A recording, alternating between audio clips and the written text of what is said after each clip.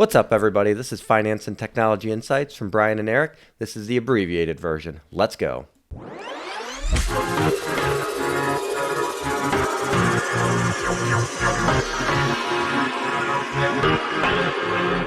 So I'm not sure. Have you heard yet that Facebook has officially rebranded as Meta? Sure.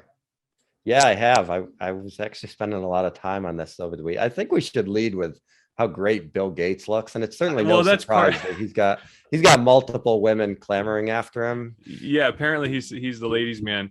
But and this is a photo curated by CNBC. There and provided by the Bill and Melinda Gates Foundation. But I thought it kind of just was funny that Bill Gates says the metaverse will host most of our office meetings within 2 or 3 years. So how much background do we need on the metaverse?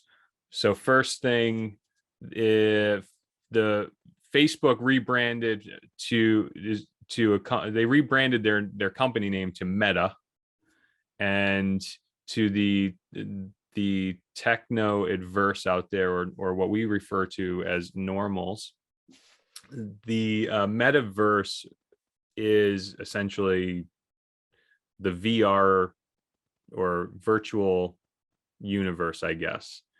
And I guess you could say that what we're doing right now, or anybody working from home and having remote meetings, is effectively pre-metaverse or pre-virtual work from home or what have you.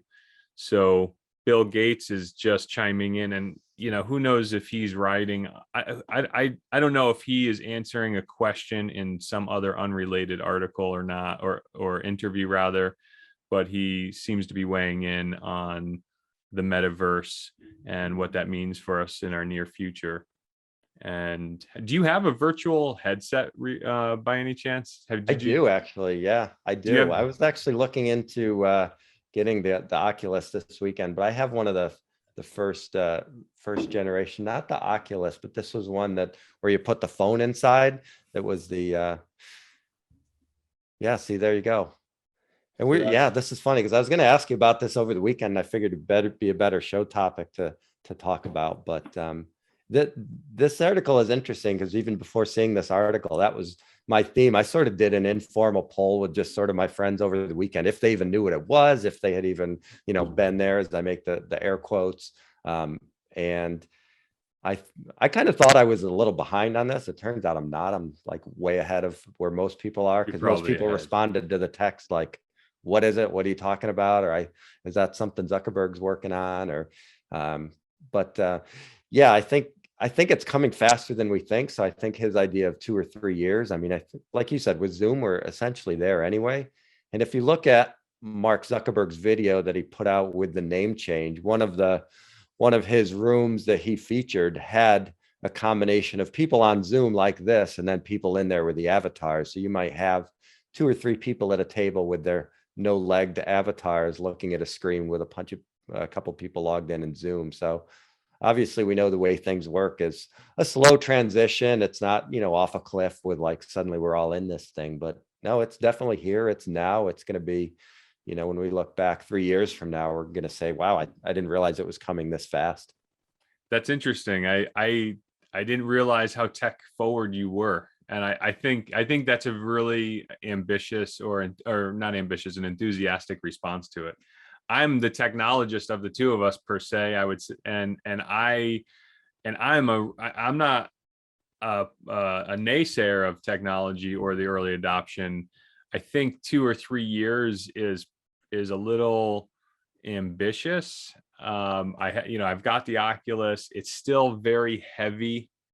The experience of having a headset on and somehow being in the same room with other people without headsets on, how is that going to blend and mesh? And they're doing a lot of things that this hardware is going to be able to read your eyes and your face in some way, and then superimpose that on a virtual face in a meeting. Right now, if anybody's ever played the Nintendo Wii, that they'll know these little caricatures without legs that are bopping around a screen. That's very much what the experience is right now. So I don't think it's any question whether the virtual world or the metaverse is coming, and it will no longer be relegated to a plaything for children or teens. I think it's definitely going to be a valuable work tool, and even in a work environment.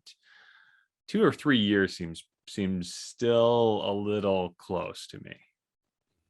But yeah, I think there's a real few, there's practical applications that, I mean, people are using now, but I think once those start to catch on, I think of comedy shows or concerts. I mean, some of the stuff that's gone on in the Fortnite universe with some of the totally, with some of the concerts. I mean, that's 100% like now people are definitely doing that. I mean, you'll have younger performers saying, I'm just doing this concert in the metaverse because I can get 1 million people at my concert where there's no venue that will so hold true. that. And I can sell tickets for $40 and people will pay it. So true. You know, in comedy clubs, I think it's just like so many other things, it's that generational turnover. It's not necessarily that people are going to be converting. It's just that people are going to age out of the system or die off, and the next generation is going to be I mean, I hate to talk about the pandemic, but how timely is that to really be the impetus to propel people into this training, right? Right. Yeah. And I don't think you could ever, you know, you can't, I'm not sure actually. I don't know if the metaverse would be, you know, they were accelerating into it. I don't know if that's really changed things. You could say maybe it even held it back because they weren't able to collaborate maybe as much in building it as they could have. So right, I don't know, that'd be an interesting question. Yeah. Right. There was kind of a double-edged sword. Development was impeded for some time while we were all separating, right?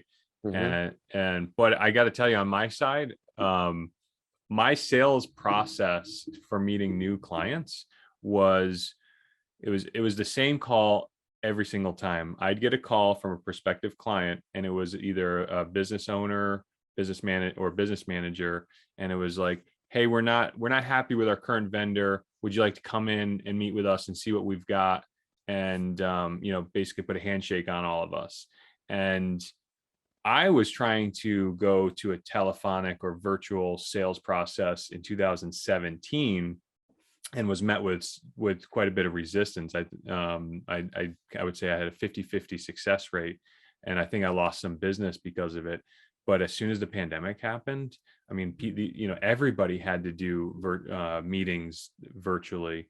So for, you know, for me, the pandemic was very, it's hard to pin a benefit to this thing, but let's call it a silver lining. The silver lining was it forced people to use a technology that was mature and readily available, that could solve a significant problem and bring significant efficiency to a legacy or old school process, which I can triage an entire enterprise telephonically. I don't need to walk around through an office building to look at every workstation sitting on a desk. You know what I mean? And I don't need to sit in a conference room risking a nosebleed because of the 27% relative humidity and in the room, you know what I mean, to just talk about the needs of a business. I can completely triage the needs of a business through electronic means. And a meeting like this, some phone calls, emails, and we're quite I mean, I've been doing it 20 years, so I'm pretty proficient at it. But anyways, the pandemic really brought a lot, kind of brought training to the masses.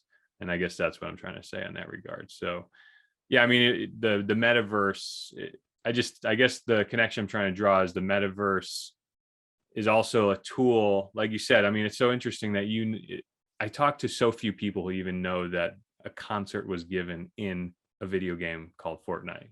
I mean, you want to talk about that?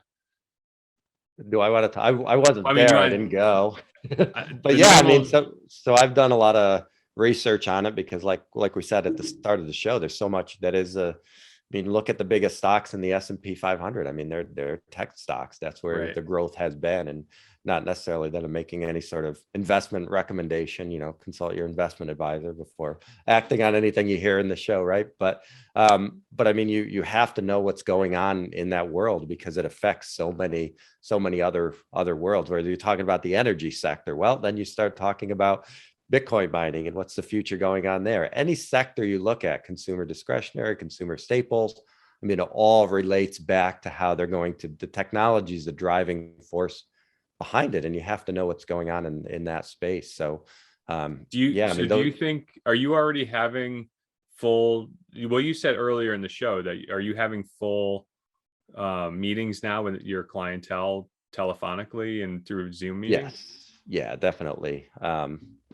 Yeah, we have certain relationships with people that I've never met in person before. Absolutely. Yeah. Isn't that amazing? I just think that's amazing. So do you Yeah. imagine just everybody putting their headsets on and then seeing their floating little Wii characters? I don't think, their I'm ability not to meet trolling you, with by the me way. I is love gonna, it.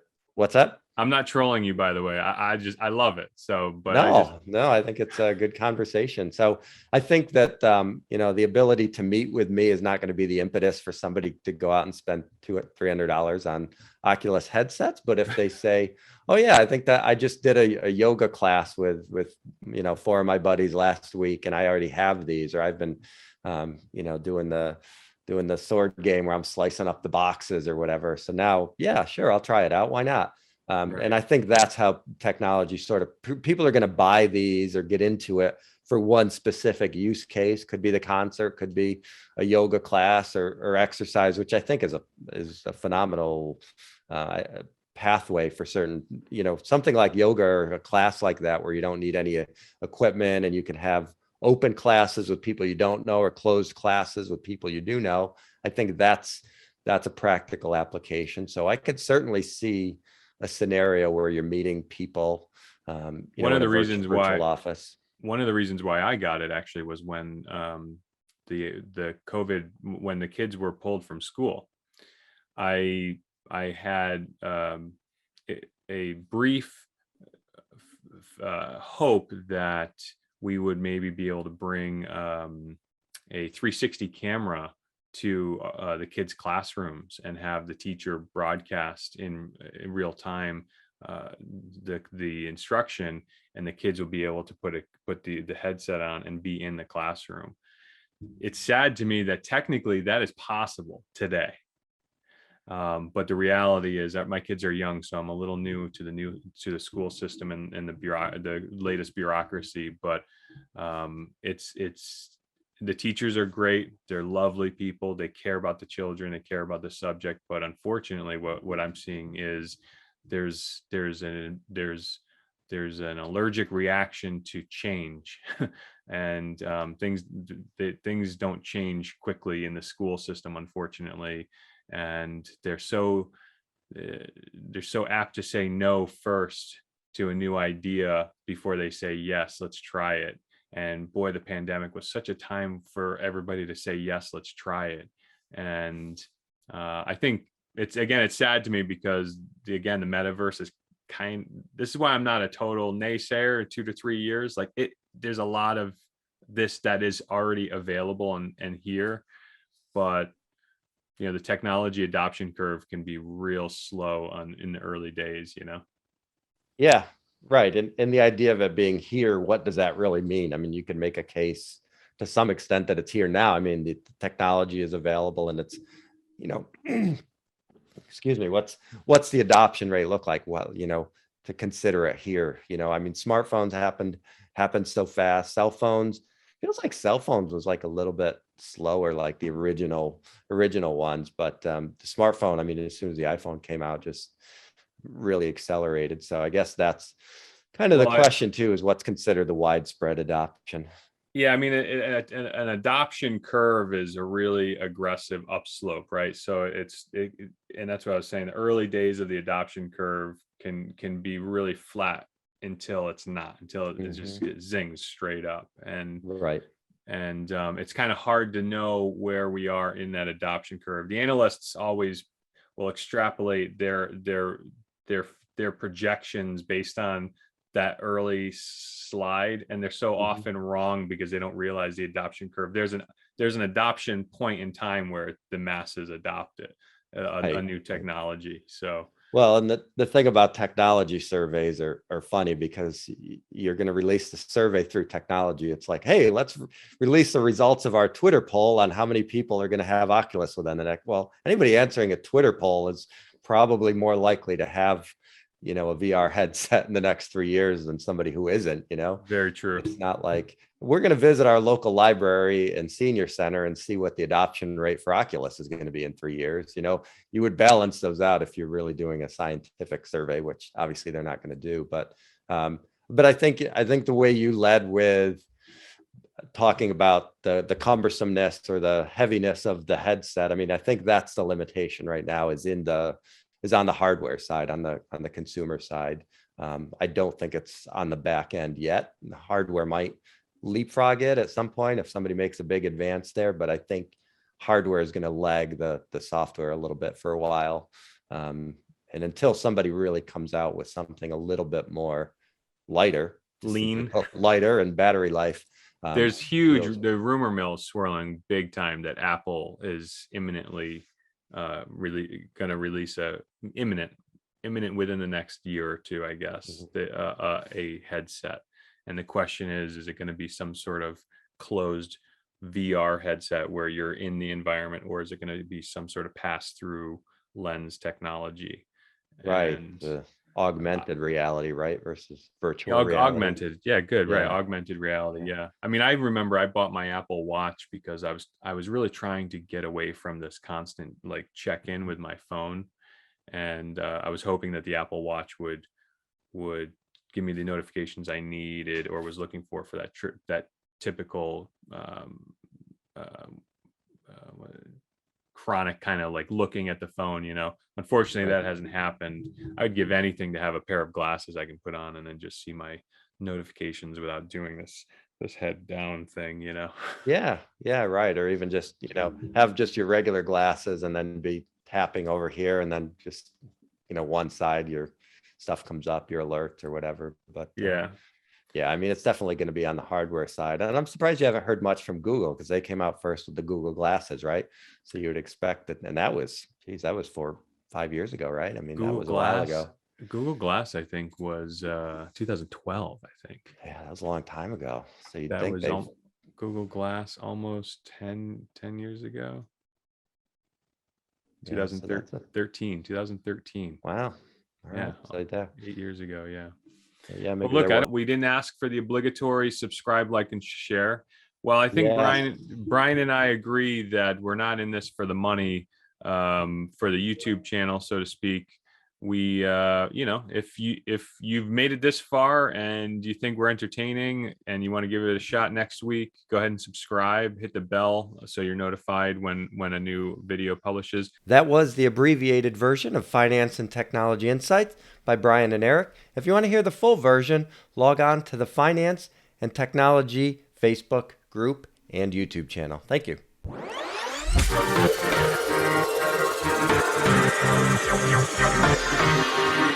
Thank you.